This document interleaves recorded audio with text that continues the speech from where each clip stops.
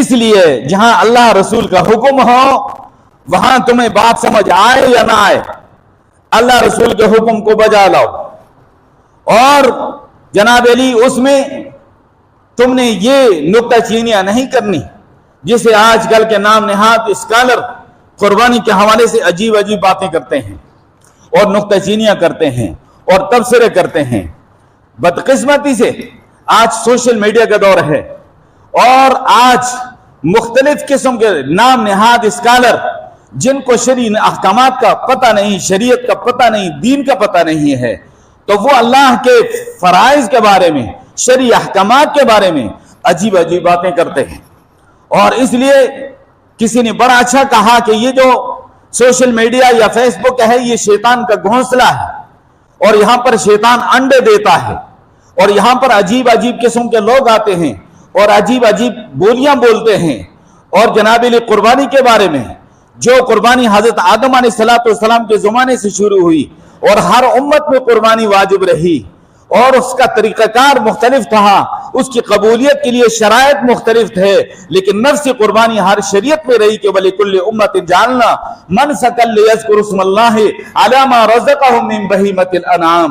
ہر امت کے لیے ہم نے قربانی مقرر کی ہے اور تاکہ وہ اللہ کے دیے ہوئے ان چوپایوں پہ اللہ کے نام کو بلند کرے.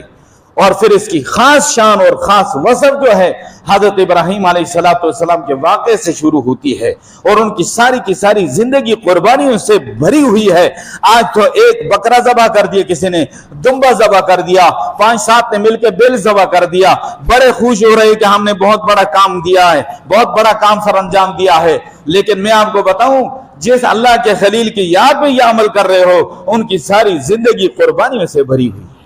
جس گھر میں پیدا ہوئے وہ بت پرستوں کا نہیں بلکہ بت فروشوں کا جو ہے گھرانہ ہے، بت پرستوں کا نہیں بلکہ بت ساز فیکٹری ہے، بتوں کا کارخانہ ہے، اس گھر میں پیدا ہوئے.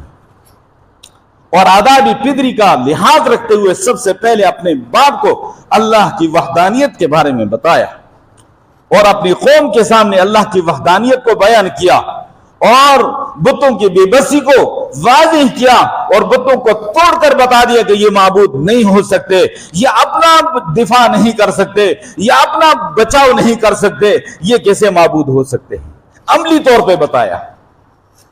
اور پھر وقت کے حاکم کے سامنے آنکھوں میں آنکھیں ڈال کر اللہ کی وحدانیت کو بیان کیا اور پھر ان کو آگ میں ڈالا گیا.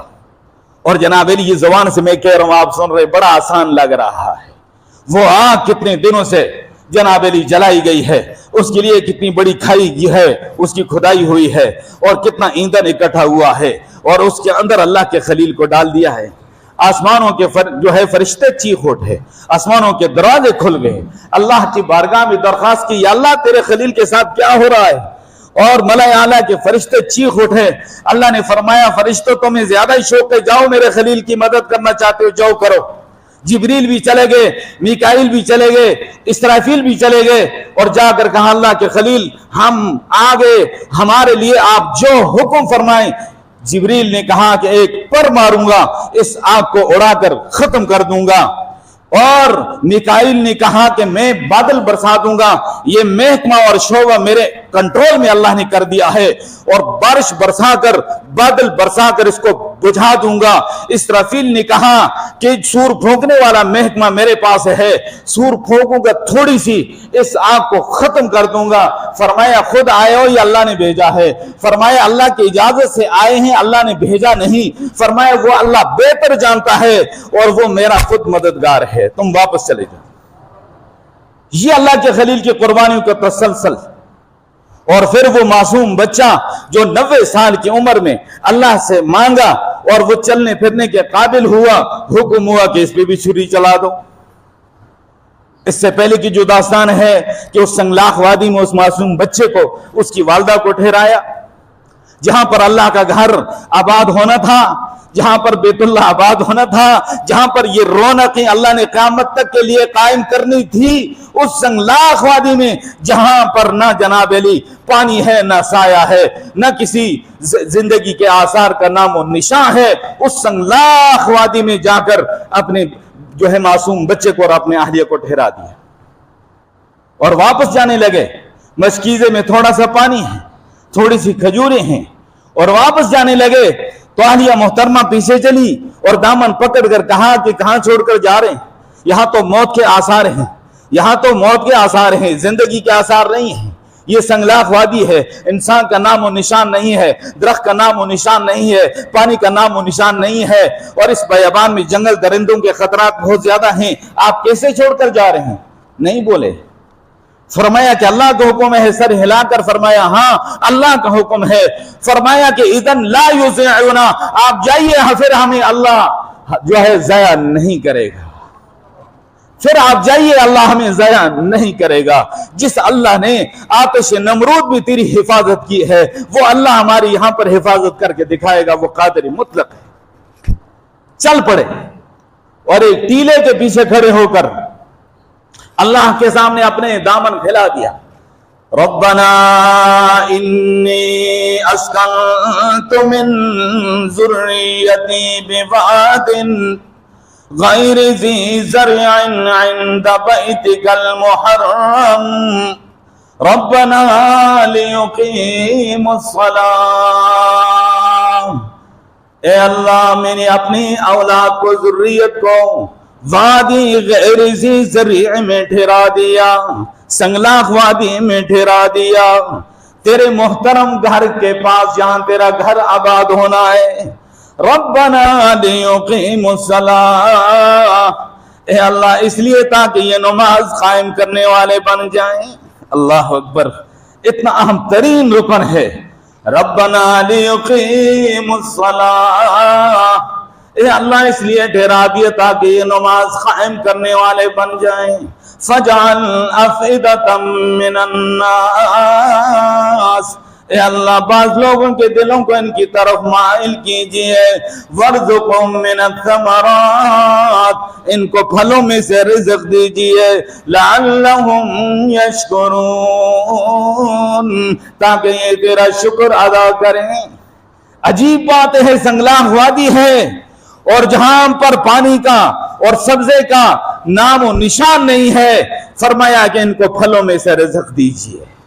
اللہ نے اپنے گھر کو سنگلاخ وادیوں کے دامن میں بسا دیا اور ایک پہاڑی سلسلے کے بیچ رکھ دیا۔ یہ اللہ کی حکمت ہے، اللہ کی قدرت ہے۔ اللہ کسی پرفضا مقام پہ اپنے گھر کو آباد کرنے پہ قادر تھا، اور کسی اچھی وادی میں اپنے گھر کو آباد کرنے پہ قادر تھا، لیکن اس سنگلاخ وادی میں اللہ نے اپنے گھر کو آباد کیا۔ اللہ کے خلیل شام جیسے پربہار اس پرفضا مقام سے چل کر آئے، راستے میں کتنی کتنی بہاریں دیکھتے دیکھتے آئے، سنگلاخ وادی میں حکم ہوا یہی مقام ہے، ٹھہر جاؤ۔ اور یہ سمجھ اس لیے آئی کہ اللہ فرماتے ہیں میرے گھر کی طرف آنے والا صرف میرے گھر کی زیارت کے لیے آئے۔ اگر کسی جو اچھی تفریح والی جگہ پہ پرفضا مقام پہ میرے گھر ہوتا نا، لوگ کہتے چلو ساتھ تفریح بھی ہو جائے گی اور ساتھ بیت اللہ کی حاضری بھی ہو جائے گی۔ فرمایا نہیں، یہاں جو آئے خالصتاً میرے گھر کے لیے آئے، اور اس کے بعد چلے گئے۔ جناب علی یہ دعا مانگ کے، اور اللہ کے خلیل کا وہ فرزند حضرت اسماعیل علیہ السلام وہاں پر جو ہے تو ایڑیاں رگڑ رہا ہے، پانی ختم ہو گیا، کھجوریں ختم ہو گئی، اور حضرت ہاجرہ جو ہیں تو وہ آئی صفا اور مروہ کے درمیان، دونوں طرف سے پہاڑی کافی بلند تھی، درمیان کی جگہ کافی ڈاؤن تھی، اب تو نقشہ ہی چینج ہو چکا ہے، اور جناب علی کچھ علامات کے طور پہ دونوں طرف پہاڑیاں تھوڑی تھوڑی چھوڑی ہے۔ صفا کی طرف تو ذرا بلند پہاڑی شیشوں میں بند کر دی، مروہ کی طرف تو پہاڑی بالکل ہموار کر کے اور تھوڑے تھوڑے اس کے اثرات ہی نظر آتے ہیں۔ تو میرے دوستو اس وقت یہ درمیان سے جگہ ڈون ہے، حضرت ہاجرہ بے تاب ہو کر دوڑتی ہے اور پانی کی تلاش میں صفا سے دوڑتی ہے، ڈون جگہ آتی ہے تو یہاں تیز بھاگتی ہے، اور جب مروہ پہ پہنچتی ہے تو بچے پہ نظر پڑتی ہے، پھر ذرا سلو ہو جاتی ہے، پھر واپس آتی ہے، درمیان میں ڈون جگہ میں جب بچہ اوجل ہوتا ہے تو پھر تیز بھاگتی ہے، صفا پہ پہنچتی ہے تو پھر ذرا تھوڑی سلو ہو جاتی ہے۔ 7 چکر اس طرح چلائے، 7 چکر پورے ہو گئے۔ اللہ کو یہ ادا اتنی پسند آئی کہ قیامت تک کے لیے حجاج کرام کے لیے حکم ہے کہ جس طرح جہاں سے وہ دوڑی تھی تم بھی دوڑو گے، تب تمہارا حج عمرہ قبول ہوگا۔ تو میں کہا کرتا ہوں کہ میرے دوستو ماں جب جو ہے بیٹا جب تڑپتا ہے تو ماں کا دم نکلتا ہے، بیٹا جب تڑپتا ہے تو ماں کا دم نکلتا ہے، ماں جب تڑپتی ہے تو آب زمزم نکلتا ہے۔ حضرت اسماعیل علیہ السلام کی ایڑیوں سے اللہ نے وہ چشمہ جاری کر دیا اور اللہ نے قیامت تک کے لیے اس کو جاری رکھنا ہے۔ تو میرے دوستو یہ بڑی یادگاریں ہیں، اس لیے قربانی کو تمہیں سمجھ آئے یا نہ آئے اللہ کا حکم ہے۔ اور اللہ کے پیارے محبوب صلی اللہ علیہ وسلم نے 10 سال مدینہ طیبہ میں قربانی فرمائی۔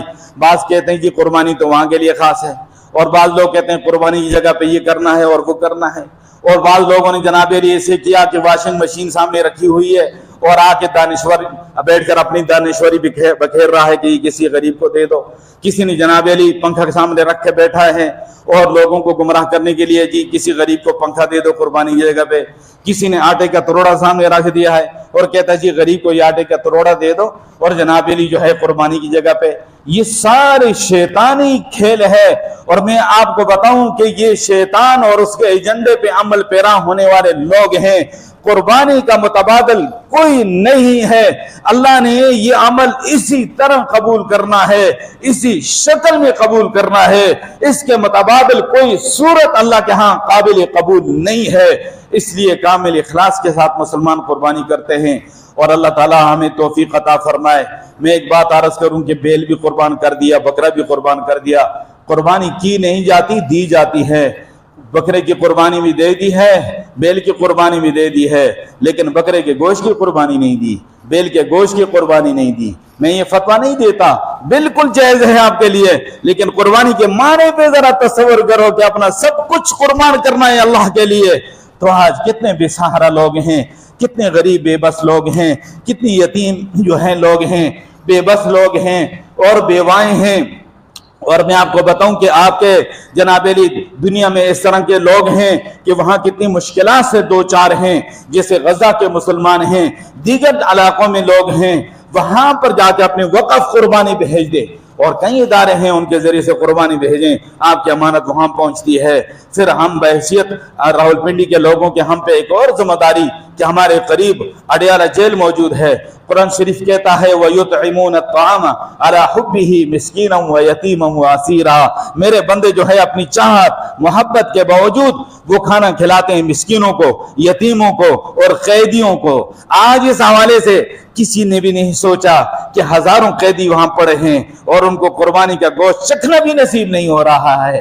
تو ہم راولپنڈی والے اور پرجوار کے لوگوں پہ یہ ذمہ داری بھی عائد ہوتی ہے کہ ان لوگوں کے حوالے سے ہمیں فکر کرنی چاہیے۔ پہلے سالوں میں میرے ساتھ کچھ ساتھی مل کے ہم کرتے تھے، غفلت کی وجہ سے یہ مسئلہ رہ گیا، تو اللہ ہمیں توفیق عطا فرمائے۔